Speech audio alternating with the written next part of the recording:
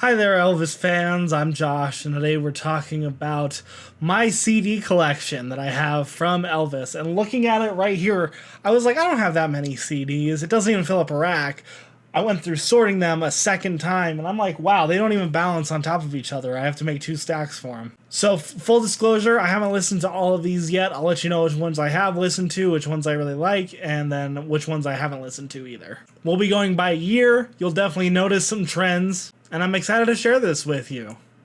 I just got a huge haul from a local record store, and a lot of these were very fairly priced considering the price of Elvis CDs at the time. And the prices they are now, most definitely. So let's get to it. Balance. Let's start off with the undated ones. So these ones don't have a date on them, and one of them I'm like 99% sure is from 1972, but I don't know exactly which day and date, so if you know that, let me know. We'll just start off with that one since we're here. It is Elvis, I Don't Want to Sing These Songs. So this is the cover. Sorry for the little bit of green that's going on the top that's transparent, but it's obviously a 1972 photo of Elvis.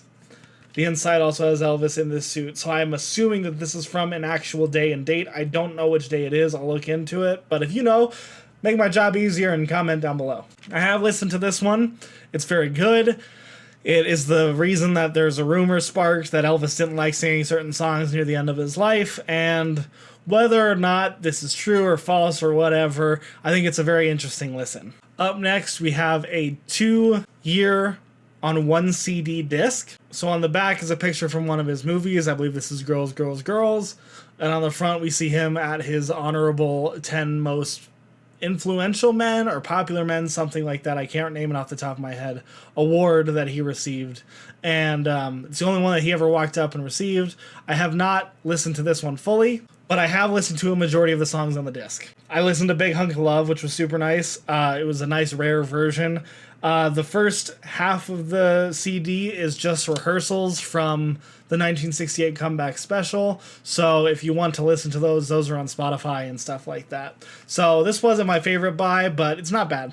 But then again, is Elvis ever bad? Up next is another multi-year CD. It is Elvis Live. It goes from CC Rider, In the Ghetto, all the way to Unchained Melody. I've yet to listen to this one, but again, I've listened to all the tracks. If I had read this closer, I probably wouldn't have picked this one up because these songs are all readily available online and on certain discs. This is what I would consider to be like a introduction to Elvis sort of thing. If I want somebody to listen to Elvis's greatest hits, this is what it is. Especially live hits, obviously, because it's Elvis Live. But I'm a huge Elvis Live fan, so I only listen to his live stuff pretty much. And this is great for like a beginner. Alright, so starting off with the year 1969, unfortunately the only 1969 disc that I have is Elvis Live in Las Vegas. August 26, 1969. It has a mixture of some new songs as well as some old songs that he sang. I have listened to this CD before. Elvis in 1969 is something else. It's the perfect mix between 1968 and 1970 Elvis. So if you haven't listened to 1969 stuff, I highly urge you to do so. And I actually bought this before these were available on Spotify or iTunes or Apple Music, whatever you use. But now these are a lot more readily available, and I highly recommend listening to Elvis in 1969 if you haven't already. It is probably not just in disc form. You can probably find some concerts from 1969 on your preferred streaming site of choice. Up next is a biggin, Elvis the Onstage Season. It comes with 2 discs. Both of them are missing. They're probably in my bigger collection at home. But I have not listened to this in a long time, so I couldn't tell you the quality of it. But it's a very nice little booklet. Here are the pictures on the inside. And inside the inside, there's another booklet that goes through photos like this. And then there's also like ticket stubs and stuff like that. So really nice collection. Super nice little disc. I really like it. And if you're looking for more 1970 stuff, I recommend it because people love 1970 Elvis, and I can't dispute you there. It's great. And the fact that we have That's the Way It is amazing. It was not the only disc that I had. I have Elvis February 1970 on stage, which features Elvis in person 1969, plus bonus tracks on the second disc. So this is technically in the undated category, but it does say February 1970, so that's what I go with. But there are some songs in here that I believe are from 1969, and I have not listened to this, but I want to. Again, this is a combination disc, so I feel like I've listened to all of these songs already. So I don't feel the need to like go into it and review them or listen to them for reviews because I have probably listened to all of these songs 100 times on different discs. Up next, this is a newer release, Elvis Las Vegas 71. The audio quality is not fantastic, but it's better than audience recordings. And it is a big, chunky monkey. So again, I have one disc missing, unfortunately, but it does show the green Cisco Kid suit, which I really like. And the reason why this disc is missing is actually because it is one of my favorites to listen to, so I just have it in a computer all the time. Elvis in 1971 still has that raw energy that he has in 1970, but is a little bit more refined and kind of getting into the groove of things more so than he did in 70. How do you close this? Like that, dummy. Up next is Elvis Summer Festival 1972. It has a full concert as well as 2 bonus editions from the same day and day after, so August 11th and August 12th. And it's a pretty basic thing. I haven't listened to it in a long time, so I'm not going to give any reviews on what it sounds like. The case is fine. And Elvis in 1972, you can't go wrong, so I'm sure this sounds fantastic. But up next is one that I have listened to many, many, many times. Elvis 3000 South Paradise Road. I like a lot of Elvis CDs. This is up there in terms of my favorites. I really love Elvis 3000 South Paradise Road. I think that it is a fantastic album for many reasons. Number one, it comes with 2 discs as well as a booklet. The booklet does have a space, but I took it out for the video just so that way it's a little bit easier. That showcases some of his best suits, in my opinion. So you can see he starts the show like this and ends the show like this. I really, really love it. Obviously, those aren't the same day, but he wore that kind of suit during this time. This has songs and a rehearsal, so it has live concert and a rehearsal. And the live concert is amazing because Las Vegas is so much more intimate than the huge stadium shows that he was playing that it really feels like you can, like, you're a part of the audience, which is fantastic. And the rehearsal is just as good. It is a really, really good CD set. Now, it is criminal that I only have 2 Elvis CDs from 1972, but that is because 1972 Elvis is widely documented on streaming services. So you can get it on Spotify, Apple Music, wherever you get your music from. If you look up Elvis on Tour, Elvis in Madison Square Garden, just take a look, and they're amazing. I have listened to Elvis Madison Square Garden with lossless audio on the Apple Music app with AirPods Max, and it made me cry. It is a beautiful song, and it's my favorite song, Heartbreak Hotel. And I just bawled because it felt like I was in the audience, and that's something you're never going to be able to get, you know? So up next is Elvis, Aloha from Hawaii, which is a classic. I've watched the DVD. I have listened to music. I just picked this up. Any of them in these clear cases I have just picked up, so I haven't had the chance to listen to them. But I'm sure that this is Elvis Aloha from Hawaii. So I recommend, if you've never listened to Elvis before, you're an Elvis beginner, watch the show. Watch Elvis Aloha from Hawaii instead of just listening to it because there's so much visually that is just missed. But and if you're an Elvis fan and you want an Elvis CD, I'm sure this has much better audio than you can get on like YouTube where the concerts are often held. Don't tell anybody I said that. Or the DVD version because this is pure audio. Up next is Taking Tahoe Tonight, my least favorite CD collection, and you can see why. It's very cheaply made. I haven't listened to it in a long time, but that's because the packaging itself is so unappealing that I don't pick it out very often. There's no Elvis on the front. It's just the Taking Tahoe Tonight cover. You open it up, the disc falls out half the time. It's got a pretty decent set list, and it's nice to have some Elvis 1973 stuff because that's pretty rare. So if you can find any 73 concerts, you'll find variations from Aloha from Hawaii, and they're a lot of fun. So you sometimes get the slow fast version of Hound Dog, sometimes you get the new Hound Dog, sometimes you get like all sorts of songs that are just different from what you're used to listening to in Elvis in 1973. Do you like how I turned into a robot? But yeah, highly recommend. Don't recommend this, but I recommend listening to something in 73, outside of Aloha from Hawaii. Up next is Elvis 1974, Murfreesboro 74. I haven't listened to this in a while, but I remember absolutely loving it because Elvis in 1974 is my second favorite era of Elvis. This disc is gone because it's actually being transported over to my phone as we speak. And then this is Murfreesboro 1974. I really, really love a lot of these songs on here, which is why they're so good. And 74 is like a grab bag. You can get a lot of different concerts. He changed up his style a lot in 74 before settling in. So I would recommend looking at the back of some of these 1974 options and just browsing what songs you like and don't like. And this one has the nice medley from Long Tall Sally all the way to Hound Dog, including Jailhouse Rock and stuff like that. So that's a pretty good compilation, and I feel like it gave him room to do more songs that he enjoyed outside of the medley songs. So I really liked this disc. It's a pretty simple bifold, but anything is better than the Taking Tahoe Tonight CD. Up next is Lake Tahoe 1974. Now, I won't talk about the quality of this one because I haven't listened to it in such a long time.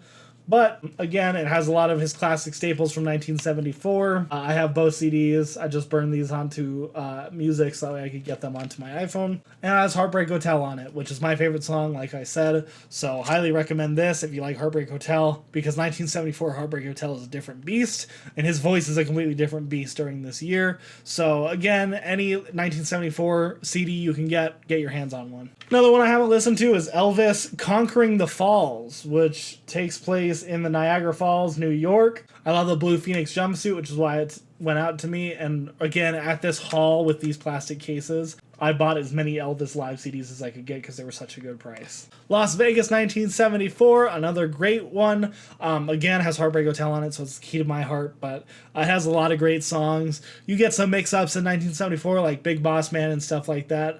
It's a really good combination of some of his songs from 72 that he doesn't sing anymore, and some of his songs from 76 that he sings, but with a weaker voice. And moving on to 1975, which this picture is most certainly not from 1975, but I'll take it. This is very clearly an audience sort of recording because the back looks like it was printed on a pink sheet of paper. But March 18th, 1975, I have not listened to this one.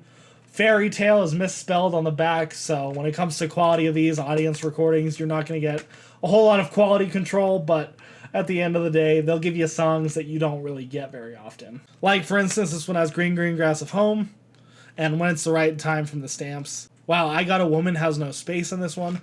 Obviously, this was manufactured somewhere, not in America, and under the radar. So I feel lucky to have this because I'm sure that it was not mass-produced. On the opposite side of the spectrum, one of the best designs, Elvis April 1975 in Florida, has a full concert and bonus tracks, including Heartbreak Hotel. But it also has That's Alright, It's Midnight, Hawaiian Wedding Song, and Help Me Make It Through the Night. You Don't Have to Say You Love Me. So you get a lot of bang for your buck if you're looking for rare live performances from Elvis that are still recorded at soundboard quality. So this CD, you get a lot more than just a concert. You also get some rare songs as well.